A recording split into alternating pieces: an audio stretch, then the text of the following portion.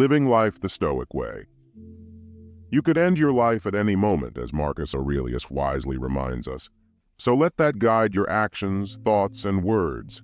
Life is brief, and it's crucial to live it as if every thought and deed is that of someone in their final moments. I believe Marcus Aurelius might be one of the most intriguing individuals in history. We often hear that absolute power corrupts absolutely, but Marcus defied this belief. He didn't come from a royal lineage. He was chosen at a young age, just like Nero, and prepared for leadership. What did he do with this power? He shared it with his brother. In today's discussion, I'd like to share some of my favorite lessons from Marcus Aurelius, the philosopher king. If you're interested in learning about the profound principles and ideas he lived by, you're in for a treat. But before we begin, I'd greatly appreciate it if you could like this video to help me continue spreading the wisdom of Stoic philosophy. If you haven't already, consider subscribing and turning on the notification bell so you won't miss any of our future videos. Let's dive in. Prioritize others. One of my favorite anecdotes about Marcus Aurelius comes from the depths of the Antonine Plague, a devastating pandemic that claimed millions of lives. Rome was in shambles. People were dying everywhere, and hope was scarce. What did Marcus do? He walked through the imperial palace and began marking items for sale. For 2 months, he sold the jewels, robes, and furnishings that belonged to the emperor on the palace lawn. What message was he sending? I won't put myself first. I don't need these luxuries, not when people are suffering. He demonstrated that true greatness lies in prioritizing others' well-being over personal comfort and desires.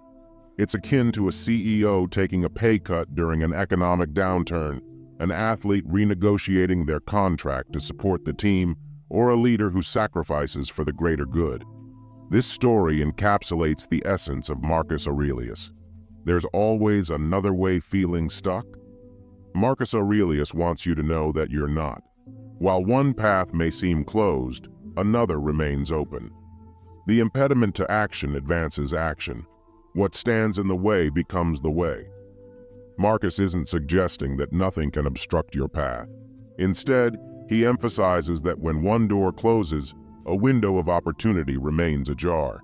You always have the power to practice virtue, strive for excellence, adapt, and change in response to life's challenges. We can't control external events, but we can control our reactions. That's the heart of Stoic philosophy. Yes, someone might block your way or hinder you temporarily, but they can't prevent you from being patient, forgiving, or embracing change. You have the capacity to choose a different path, learn, and grow from your experiences. Take small steps. We often know what we need to do, but the real challenge is taking action. Marcus Aurelius points out that we procrastinate, saying, "I'll start tomorrow," when we could start today. It's not about having the right information, it's about putting it into action. At the end of the day, it's your actions that matter most, not your thoughts or words. What action will you take? Start with a single step. That's how progress is made, one step at a time. No one can stop you from taking that first step. Let go of anxiety. Understanding your emotions and their causes requires self-awareness. Marcus Aurelius realized that his anxiety wasn't solely triggered by external factors, like work or family. During a pandemic, when many external pressures were reduced, he found that anxiety still persisted. In his Meditations, he writes that he didn't escape anxiety. He discarded it because it originated within him. This is a breakthrough realization. Sometimes we mistakenly attribute our stress and anxiety to external circumstances. However, Marcus reminds us that it often comes from within. Acknowledging this truth is a crucial step towards managing anxiety effectively, navigating life with Stoic wisdom. Life can be unpredictable and fleeting, as Marcus Aurelius wisely reminds us. He encourages us to let this awareness guide our actions, thoughts, and words. Embrace the brevity of life and approach every choice as if it were the last of a person nearing the end. Marcus Aurelius stands out as one of the most captivating figures in history. In a world where absolute power is often seen as a corrupting force, Marcus is a remarkable exception. He didn't inherit a royal title. Instead, he was selected at a young age, much like Nero, and groomed for leadership. What did he do when he gained power? He shared it with his brother. In this discussion, I'd like to share some of the valuable lessons we can learn from Marcus Aurelius, the philosopher king.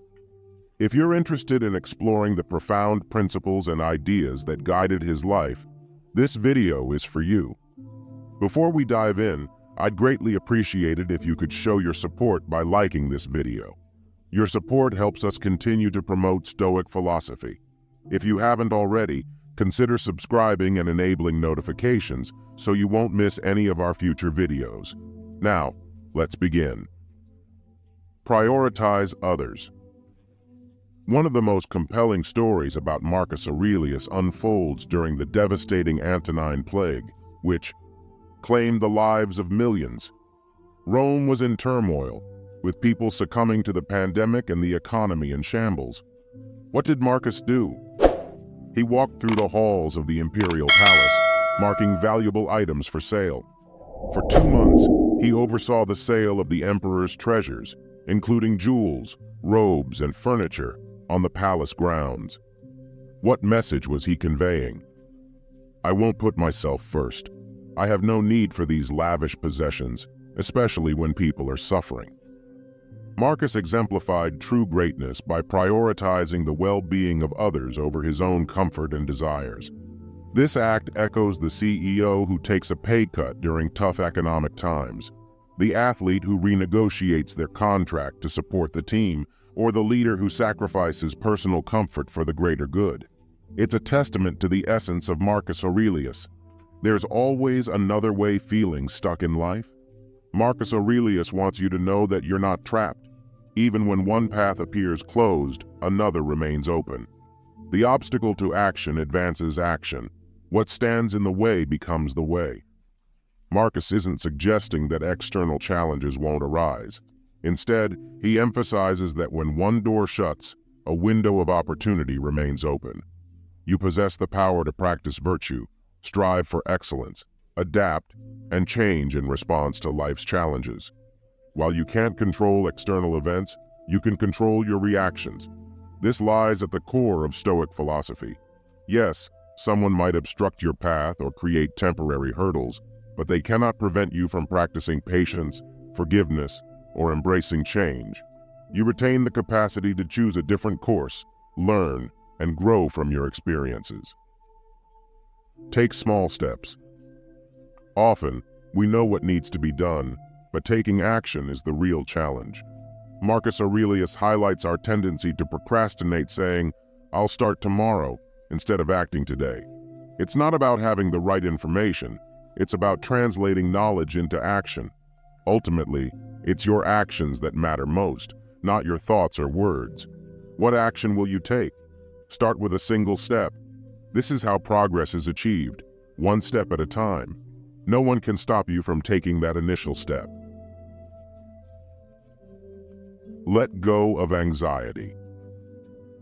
Understanding your emotions and their origins demands self-awareness. Marcus Aurelius realized that his anxiety wasn't solely triggered by external factors, such as work or family. Even during a pandemic, when many external pressures diminished, he discovered that anxiety persisted. In his meditations, he writes that he didn't escape anxiety. He discarded it because it stemmed from within. This insight is a breakthrough. Sometimes we mistakenly attribute our stress and anxiety to external circumstances. However, Marcus reminds us that it often originates from within. Recognizing this truth is a vital step toward effectively managing anxiety.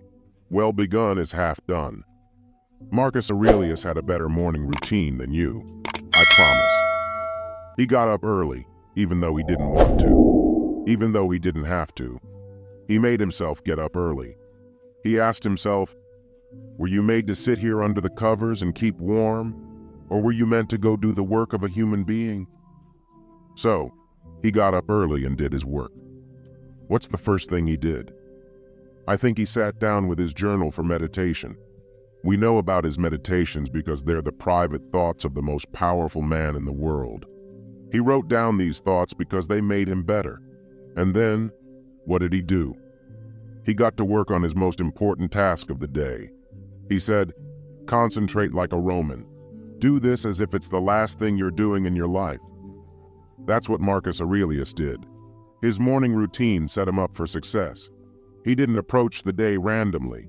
He knew that starting well is like finishing half the race. So you should start your day with a morning routine that sets you up for success. Be strict with yourself. It's called self-discipline. Nobody else signed up for it but you. You signed up for it.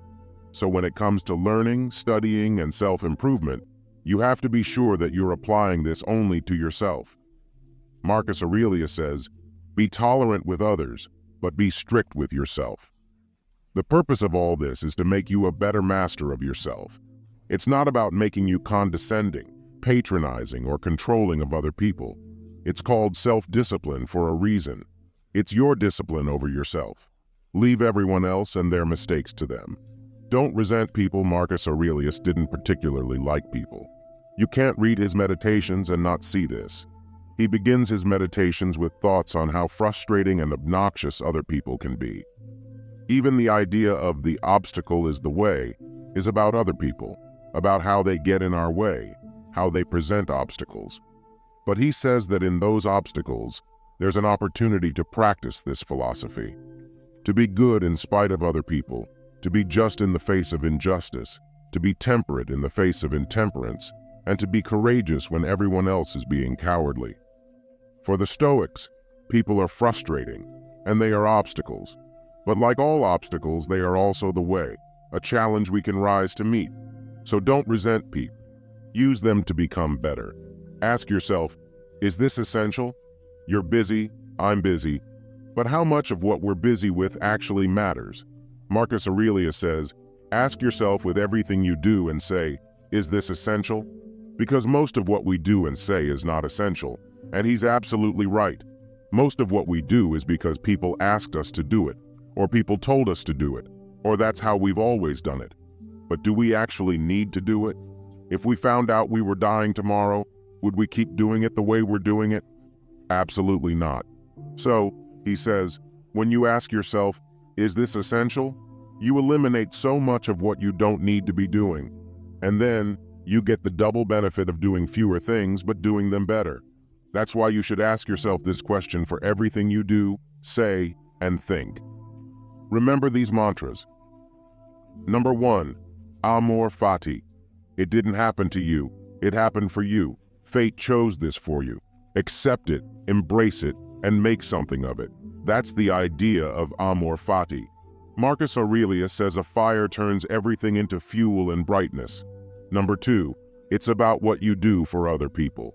Marcus Aurelius says the fruit of this life is good character and acts for the common good. The Stoics weren't studying this philosophy to be better sociopaths or to make more money for their own sake. It was about what they do for other people. Do you contribute to your community, your country? Are you moving humanity forward? Number 3, this puts the other two in perspective. Memento mori. You could leave life right now. Let that determine what you do, say, and think. Life is short. Do everything as if it were the thought or action of a dying person. Marcus says life is fragile. The pandemic has reminded us of this. Live while you can. Seize the day. These are 3 great lessons from Stoic philosophy that you can apply right now. If you enjoyed this video, give it a thumbs up and share with your friends so we can keep making them. For more videos like this, hit the subscribe button and remember to click on the notification bell. Also, be sure to check out our other videos as well. Thanks for watching.